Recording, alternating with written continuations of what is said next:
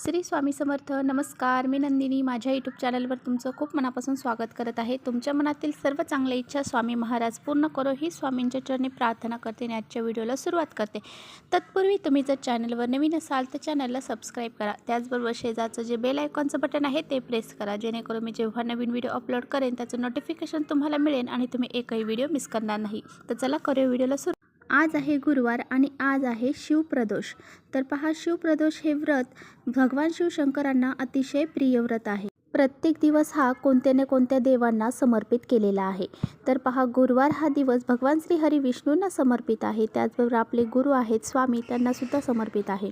त्याचबरोबर आज आलेला आहे शिवप्रदोष आणि शिवप्रदोष हे भगवान शिवशंकरांना समर्पित आहे. तर हरिहर भेट असंही म्हटलं जातं. ह्या हरी म्हणजे भगवान श्री हरी विष्णू आणि त्याचबरोबर हर म्हणजे भगवान शिवशंकर.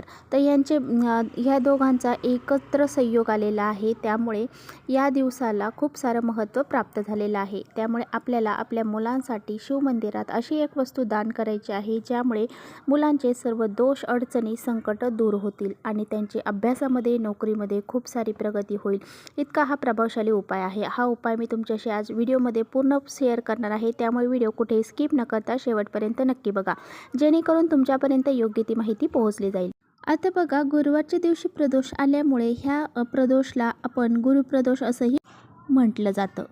गुरुप्रदोष, शिवप्रदोष हे खूप महत्त्वाचे मानले जातात, कारण ह्यामुळे आपल्या ज्या काही समस्या असतील, अडचणी असतील त्या दूर होतात आणि हे व्रत केल्याने शिवशंकर आपल्यावरती खूप प्रसन्न होतात आणि आपण जे काही गोष्टी मागू ते आपल्याला देत असतात. भगवान शिवशंकरांना हा शिवप्रदोष समर्पित असतो. त्यामुळे आपल्याला भगवान शिवशंकरांची उपासना करायची आहे, पूजा करायची आहे. त्याचबरोबर आपल्याला भगवान शिवशंकरांचे जे काही सेवा आहेत त्यासुद्धा करायच्या आहेत.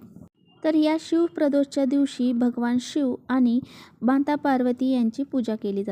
जो प्रदोष काळ असतो तो संध्याकाळी 6च्या नंतर या शंकर भगवानांची आणि माता पार्वतीची पूजा केली जाते. शिवप्रदोष हे व्रत बऱ्याच घरांमध्ये केलं जातं आणि बऱ्याच घरांमध्ये केलं जात नाही. तर ज्यांच्या घरामध्ये शिवप्रदोषचं व्रत केलं जातं त्या घरामध्ये कधीच कोणत्या गोष्टीची कमतरता पडत नाही आणि कोणत्या गोष्टीच्या अडचणी देखील येत नाही. तर पहा, आपल्या मुलांसाठी आपल्याला एक उपाय करायचा आहे आणि शिवमंदिरात एक वस्तू दान करायची आहे. आपले मुलं छोटे असू द्या किंवा मोठे असू द्या, त्यांच्यासाठी आपल्याला हे एक उपाय करायचा आहे. तर पहा, 2 उपाय मी तुमच्याशी व्हिडिओमध्ये शेअर करणार आहे. त्यामुळे हा उपाय केल्यामुळे तुमच्या मुलांच्या सर्व दोष, अडचणी, संकट दूर होऊन जातील. आता जी लहान मुलं असतात पहा, 1-2 महिन्याची असतील किंवा मग 1-2 दिवसाची असतील, तर त्यांना नजर दोष लागत असतो. त्यांना कुणी घरामध्ये आलं किंवा मग कुठे बाहेर नेलं की लगेच त्यांना नजर दोष लागत असतो. तर ही मुलं झोपेमध्ये रडतात, डचकतात किंवा मग खूप चिडचिड करतात. तर अशा मुलांना नजर दोष लागलेला. तसेच जी मोठी मुलं आहेत तर ती अभ्यास करत नाहीत, त्यांना कोणत्याच चांगल्या गोष्टी कराव्याशा वाटत नाहीत आणि मुलं एकटी राहतात आणि त्यामुळे आईवडिलांचं ते ऐकत नाहीत. मोठी मुलं आहेत, एकदम डिग्री घेतलेली आहेत आणि खूप सारं शिक्षण झालेलं आहे, परंतु त्यांना नोकरी प्राप्त होत नाही. तसेच मोठी मुलं आहेत, त्यांचं लग्न जुळत नाही आहे किंवा मग लग्न झालेली मुलं आहेत पण त्यांना संतान प्राप्ती होत नाही आहे. तर अशा बऱ्याचशा अडचणी मुलांच्या बाबतीत येत असतात. हा उपाय तुम्ही सकाळपासून ते संध्याकाळी 12पर्यंत कधीही करू शकता. तर पहा, आपल्याला उपाय काय करायचा आहे. आता बघा, आपल्याला घरून जाताना एक स्वयंपाकघरातून तांब्या भरून पाणी घेऊन जायचं आहे. त्यामध्ये आपल्याला थोडे काळे तीळ टाकायचे आहेत आणि त्याचबरोबर एक रुद्राक्ष आपल्याला घेऊन जायचं आहे. तर हा रुद्राक्ष तुम्हाला कोणत्याही पूजेच्या दुकानामध्ये मिळून जाईल किंवा मग जिथे पूजेचे भांड्याचे साहित्य भेटतं तिथे सुद्धा मिळून जाईल. तर हा रुद्राक्ष तुम्ही एकमुखी घ्या किंवा मग 9मुखी घ्या, कोणत्याही घेतला तरी चालेल. तर ह्या 2 वस्तू घेऊन आपल्याला शिवमंदिरामध्ये जायचं आहे. तर बघा, हा उपाय तुम्हाला फक्त शिवमंदिरामध्येच करता येणार आहे, घरी करता येणार नाही. आता सर्वप्रथम आपण जे काही पाणी घेऊन गेलेलो आहोत काळे तीळ घालून, तर ते आपल्याला शिवपिंडीवरती अर्पण करायचं आहे. हे जे पाणी आहे तर ते आपल्याला आपल्या मुलांसाठी अर्पण करायचं आहे. यामुळे मुलांचे कोणतेही शत्रू राहणार नाहीत, त्याचबरोबर कोणतेही दोष त्यांच्यावरती राहणार नाहीत, मुलांवरती कोणतेही वाईट विघ्न येणार नाहीत आणि शत्रूंची त्यांच्यावरती कोणत्याही प्रकारची बाधा राहणार नाही आणि त्याचबरोबर कोणतेही दोष त्यांना लागले जाणार नाही. आता बघा, हा उपाय जर स्त्रिया करत असतील तर स्त्रियांनी नमः शिवाय असं म्हणायचं आहे आणि पुरुष जर हा उपाय करत असतील तर पुरुषांनी ओम नमः शिवाय असं म्हणायचं आहे. अशा प्रकारे आपल्याला भगवान शिवशंकरांचं नामस्मरण करत हा उपाय आपल्याला करायचा आहे आणि ते पाणी आपल्याला शिवपिंडीवरती अर्पण करायचं आहे. आता बघा, जो तुम्ही रुद्राक्ष घेऊन गेलेला आहात तर तो रुद्राक्ष आपल्याला शिवपिंडीवरती अर्पण करायचा आहे. जर तुम्ही आपल्या मुलासोबत घेऊन गेलेला असताल तर मुलांच्या हाताने तो रुद्राक्ष त्या शिवपिंडीवर अर्पण नक्की करा. आता बघा, हा रुद्राक्ष कुठे अर्पण करायचा आहे तर आपण शिवपिंडीवरती शिवलिंगावरती जिथे पाणी टाकत असतो तर तिथे हा रुद्राक्ष अर्पण करायचा आहे आणि आपल्याला उत्तरेकडे तोंड करून हा रुद्राक्ष तिथे अर्पण करायचा आहे.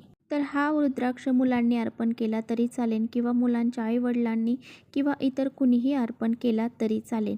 तर अशा प्रकारे हा रुद्राक्ष आपल्याला शिवपिंडीवरती अर्पण करायचा आहे आणि त्याचबरोबर आपल्याला मंदिरामध्ये शिवशंकरांना प्रार्थना करायची आहे आपल्या मुलांसाठी, आपल्या मुलांचे सर्व दोष अडचणी दूर होण्यासाठी, त्याचबरोबर त्यांची अभ्यासात नोकरीत प्रगती होण्यासाठी आपल्याला त्यांना प्रार्थना करायची आहे. तर असा हा उपाय आपल्याला करायचा आहे. प्रदोष काळामध्ये जर तुम्ही हा उपाय केला तर याचा प्रभाव अतिशय महत्त्वाचा ठरतो, कारण प्रदोष काळामध्ये आपण शंकर भगवानांची पूजा अर्चा करतो, त्याचं खूप जास्त महत्त्व आहे. जर तुम्हाला वेळ नाही तर तुम्ही दिवसभरामध्ये कधीही हा उपाय करू शकता.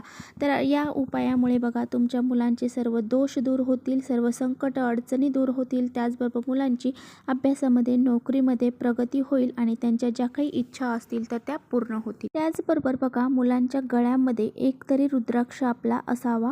तर नवमुखी जो रुद्राक्ष असतो तर तो तुम्हाला तुमच्या मुलांच्या गळ्यामध्ये बांधायचा आहे. बघा, तुम्हाला जेव्हा जमेल तेव्हा तुम्ही मुलांच्या गळ्यामध्ये असा हा नवमुखी रुद्राक्ष नक्की बांधा.